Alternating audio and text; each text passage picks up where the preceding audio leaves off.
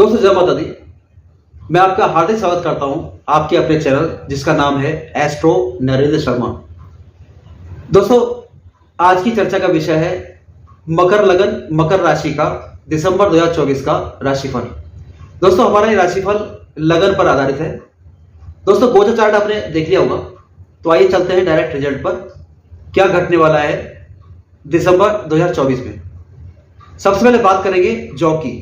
Job का विचार करते हैं 10th हाउस से, और 10th हाउस के स्वामी शुक्र महाराज लगन में विराजमान है, जो कि बहुत ही स्ट्रॉन्ग स्थिति का निर्माण कर रहे हैं। साथ ही साथ गुरु महाराज यानी जुपिटर की दृष्टि भी लगन के ऊपर है, जो कि बहुत ही सुंदर स्थिति का निर्माण कर रहे हैं। 2 दिसंबर 2024 से शुक्र महाराज लगन में प्रवेश कर जाएंगे और ये 28 दिसंबर तक लगन में रहेंगे।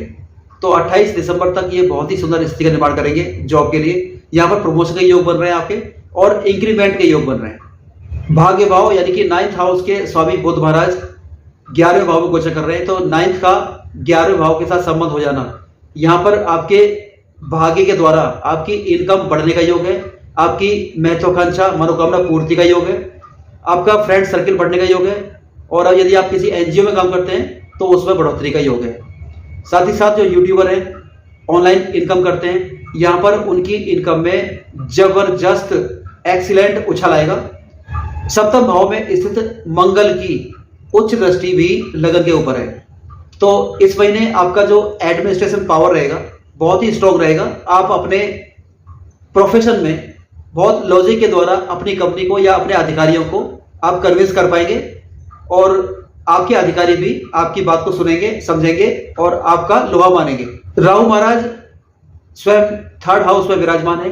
राहु महाराज 3rd हाउस में बहुत ही शानदार काम करते हैं, और यहाँ पर ये आपका परफॉर्मेंस एक्सीलेंट कर देंगे, बढ़ा देंगे, बहुत जबरदस्त कर देंगे। आपके सेल्फ एफर्ट्स बहुत जबरदस्त हो जाएंगे।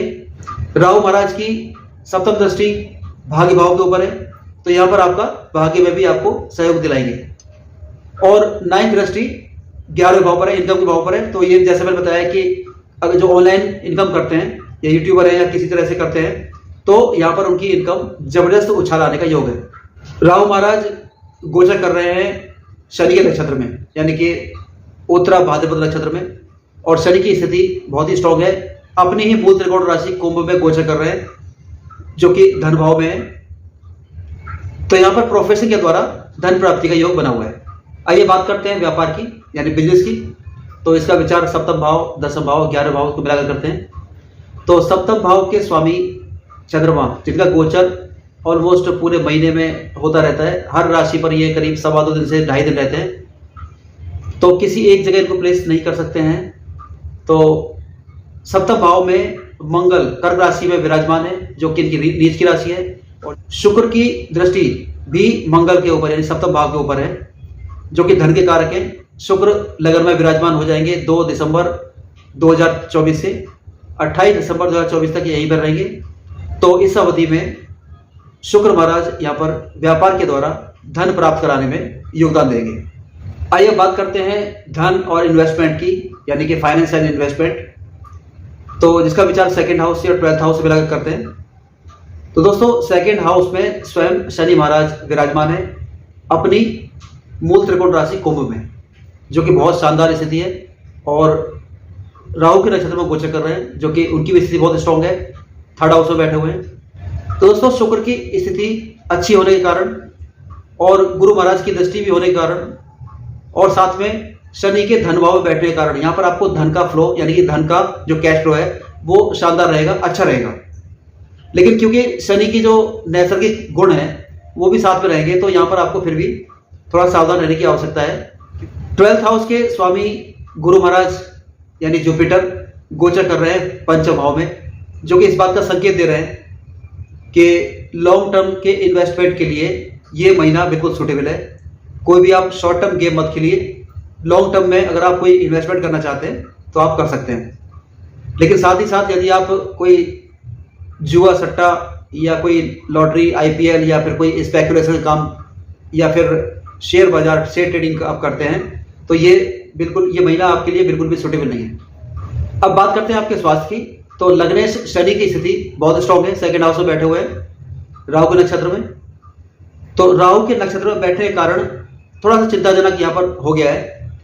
अदरवाइज शनि का सेकंड हाउस में बैठना ये एक स्वास्थ्य के लिए अच्छा है। अपने भाव से सेकंड हाउस में यानी कि अपनी मूल त्रिकोण राशि कुंभ में बैठे हुए हैं। छठे भाव के स्वामी बुध महाराज जो गोचर कर रहे हैं 11वें भाव में, जो कि लाभ का भाव है, तो ये आपके स्वास्थ्य के लिए एक अच्छा सूचक है। और साथ ही साथ जुपिटर यानी कि गुरु महाराज की दृष्टि भी बुध महाराज के ऊपर है।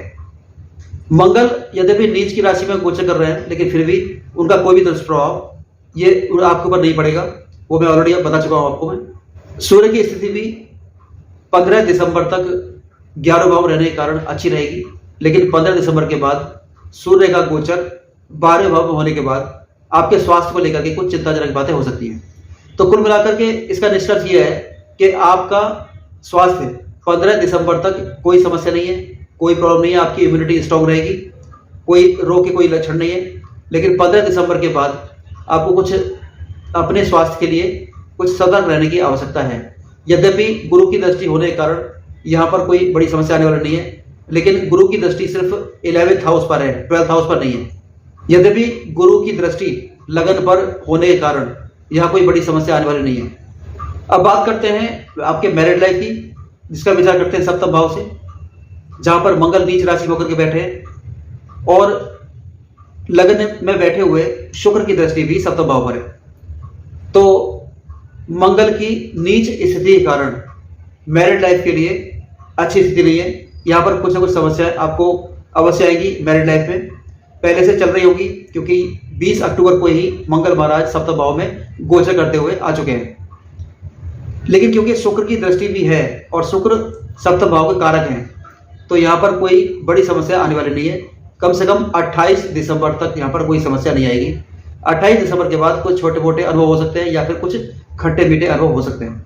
अब बात करते हैं आपकी शिक्षा की, जिसका विचार करते हैं पंचम भाव से, चौथे भाव से, अष्टम भाव से, 9th हाउस से भी करते हैं। तो चौथे भाव के स्वामी मंगल महाराज जो कि केंद्र में ही नीच राशि में गोचर कर रहे हैं, कर्क राशि में, लेकिन इसका कोई भी इम्पैक्ट नीच का नहीं मिलेगा, तो यहाँ पे आपकी शिक्षा में कोई नेगेटिव इम्पैक्ट नहीं है।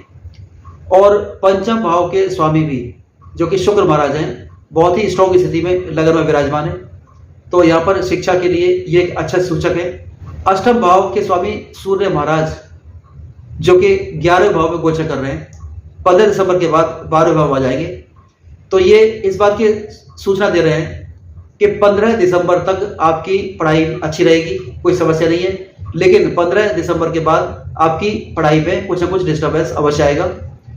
लेकिन जो जातक विदेश जाना चाहते हैं पढ़ाई के लिए, या अपने जन्म स्थान से दूर जहां पर डिफरेंट कल्चर, डिफरेंट लैंग्वेज बोली जाती है, वहां जाना चाहते हैं, मिनिमम 1000 किलोमीटर दूर डिस्टेंस पर जाना चाहते हैं पढ़ाई के लिए, तो ऐसे जातकों के लिए यहाँ पर अच्छे मौके मिलेंगे। जो जातक प्रतियोगी परीक्षा यानी कि कंपटीशन की तैयारी कर रहे हैं, और जो जातक खिलाड़ी किसी खेल प्रतियोगिता के लिए यानी कि किसी गेम के लिए तैयारी कर रहे हैं, तो उनके लिए ये बहुत ही शानदार स्थिति है। यद्यपि 26 नवंबर 2024 के बाद बुध महाराज बकरी हो जाएंगे, जो कि 16 दिसंबर 2025 तक रहेंगे।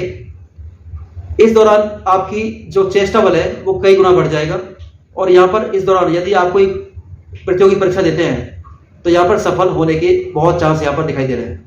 यद्यपि आपकी अपनी खुद की कुंडली में भी दशा भुक्ति अंतरा भी इन्हीं ग्रहों की चलनी चाहिए, तभी ये योग सफल होगा। अब बात करते हैं आपके संतान की। जिन दंपतियों की ऑलरेडी संतान है उनके लिए ये एक अच्छी स्थिति है। उनकी शिक्षा में और उनकी सफलता में उनकी संतान झंडे गाड़ेगी। यहाँ पर सफलता मिलने का योग है अनेक क्षेत्रों में, क्योंकि गुरु महाराज स्वयं पंचम भाव में गोचर कर रहे हैं, और पंचम भाव के स्वामी यानी कि गुरु महाराज के डिस्पोजिटर लगन में गोचर कर रहे हैं, जो कि बहुत ही शानदार स्थिति है। और ये 2 दिसंबर 2024 को यहाँ पर आ जाएंगे, और 28 दिसंबर तक बहुत अच्छा योग बना रहे हैं। जो महिलाएं कंसीव करना चाहती है यानी कि गर्भधारण करना चाहती है, तो उनके लिए भी स्थिति कमोबस अच्छी है, लेकिन थोड़ा सा उनको ध्यान रखना चाहिए, क्योंकि सूर्य की दृष्टि पंचम भाव होने के कारण मिसकैरेज होने की संभावना भी है। यद्यपि बुध की दृष्टि भी है और गुरु महाराज स्वयं बैठे हुए हैं जो कि संतान के कारक है, तो यहाँ पर स्थिति कोई पॉजिटिव दिखाई दे रही है। अब बात करते हैं आपके लव लाइफ की। तो ऐसे जातक जो किसी लव लाइफ में पार्टनर के साथ हैं, रिलेशनशिप में हैं, ऐसे जातकों के लिए ये महीना अच्छा रहेगा। यद्यपि यहाँ पर कुछ विरोधाभास भी दिखाई दे रहा है, क्योंकि पंचम भाव के स्वामी शुक्र महाराज लगन में गोचर कर रहे हैं, जो कि बहुत ही स्ट्रॉन्ग स्थिति है लव लाइफ के लिए। लेकिन गुरु महाराज स्वयं पंचम भाव में गोचर कर रहे हैं 1 मई 2024 से। गुरु महाराज क्योंकि ज्ञान के कारक ग्रह हैं, मोक्ष के कारक ग्रह हैं, और जो लव लाइफ है, लव रिलेशनशिप है, ये भोग की विषय वस्तु है। तो भोग की विषय वस्तु के लिए गुरु महाराज नहीं बने हैं, गुरु महाराज मोक्ष के लिए बने हैं। तो यहाँ पर कुछ जो विरोधाभास है यहाँ पर आपके और आपके पार्टनर के बीच में अवश्य दिखाई देगा, यद्यपि कोई बड़ी समस्या आने वाली नहीं है। अब बात करते हैं आपके फैमिली लाइफ की। तो सेकंड हाउस में शनि महाराज बैठे हुए हैं और उनका गोचर यहाँ पर अपनी मूल त्रिकोण राशि कुंभ में हो रहा है, जो कि राहु के नक्षत्र में बैठे हुए हैं, शतभिषा नक्षत्र में। और 4th हाउस के स्वामी मंगल महाराज सप्तम भाव यानी कि केंद्र में ही अपनी नीच राशि कर्क में गोचर कर रहे हैं। तो इन सब का निचोड़ ये है कि यद्यपि आपकी फैमिली लाइफ इस महीने अच्छी रहेगी, लेकिन फिर भी 100% अच्छी नहीं हो सकती, क्योंकि शनि महाराज यद्यपि अच्छी स्ट्रॉन्ग स्थिति में है, लेकिन क्योंकि शनि महाराज का जो नैसर्गिक गुण है वो विरक्ति का है, यानी कि एक सेपरेशन वाले ग्रह हैं। तो आपके जो कजिन है, आपके कुटुंब के लोग हैं, उनके साथ यहाँ पर कुछ सेपरेशन का योग भी यहाँ पे दिखाई दे रहा है, उनसे कुछ डिस्टेंस मेंटेन रहेगी। और मंगल की स्थिति के कारण आपके परिवार के साथ आपके जो रिलेशन होंगे वो कुछ 50-50% के होंगे, कुछ अच्छे कुछ खराब, कभी कभी अच्छे कभी कभी खराब। एनर्जी की कमी रहेगी, तो कुछ क्रोध की स्थिति रहेगी। तो लेकिन कुल मिला के आपकी जो फैमिली लाइफ है वो ठीक चलती रहेगी, क्योंकि मंगल महाराज स्वयं केंद्र में विराजमान है। आपके माता की स्थिति अच्छी रहेगी और आपके पिता की स्थिति भी 15 दिसंबर तक अच्छी रहेगी। लेकिन 15 दिसंबर के बाद सूर्य के गोचर के कारण आपके पिता के स्वास्थ्य में कुछ समस्या आ सकती है, या फिर आपके साथ कुछ उनके डिस्प्यूट हो सकते हैं, कुछ मनमुटाव हो सकते हैं। तो इसका आप ध्यान रखिएगा। आइए अब बात करते हैं कुछ अच्छे दिनों की, कुछ खराब दिनों की। तो सबसे पहले बात करेंगे कुछ खराब दिनों की, और जो बाकी दिन बचेंगे या तो वो अच्छे होंगे या फिर समान रहेंगे। 2, 3, 4, 7, 8, 9, 10 दिसंबर, 2, 3, 4, 7, 8, 9, 10 दिसंबर, 15, 16, 17, 20, 21 दिसंबर, 15, 16, 17, 20, 21 दिसंबर, और अंत में 30, 31 दिसंबर, 30, 31 दिसंबर। तो दोस्तों इन दिनों को आप पास कर लीजिए, बाकी दिन जो बचेंगे या तो अच्छे होंगे या फिर समान रहेंगे। दोस्तों अब बात करते हैं उपाय की। दोस्तों दिसंबर के महीने में आपको सिर्फ एक उपाय बताऊंगा। आप सूर्य को जल चढ़ाइए, जल अर्पण कीजिए, कुछ लाल रंग का कुमकुम मिक्स करके, और जल चढ़ाने के बाद वहीं पर आप मंत्र पढ़िए 11 बार या 108 बार, वो आपकी मर्जी है। ओम घृणी सूर्याय नमः, ओम घृणी सूर्याय नमः, ओम घृणी सूर्याय नमः, और वहीं पर खड़े होकर के आप हनुमान चालीसा पढ़ लीजिए। तो इससे आपके एक नहीं बल्कि कई ग्रह जो कि नेगेटिव रिजल्ट इस महीने देने वाले हैं वो पॉजिटिव रिजल्ट देना स्टार्ट कर देंगे। तो दोस्तों ये था मकर राशि का दिसंबर 2024 का राशिफल। आशा करता हूं कि आपको अच्छा लगा होगा। अगर अच्छा लगा हो तो प्लीज लाइक शेयर कीजिए और सब्सक्राइब अवश्य कीजिए। दोस्तों मिलते हैं नेक्स्ट वीडियो में, तब तक के लिए जय माता दी।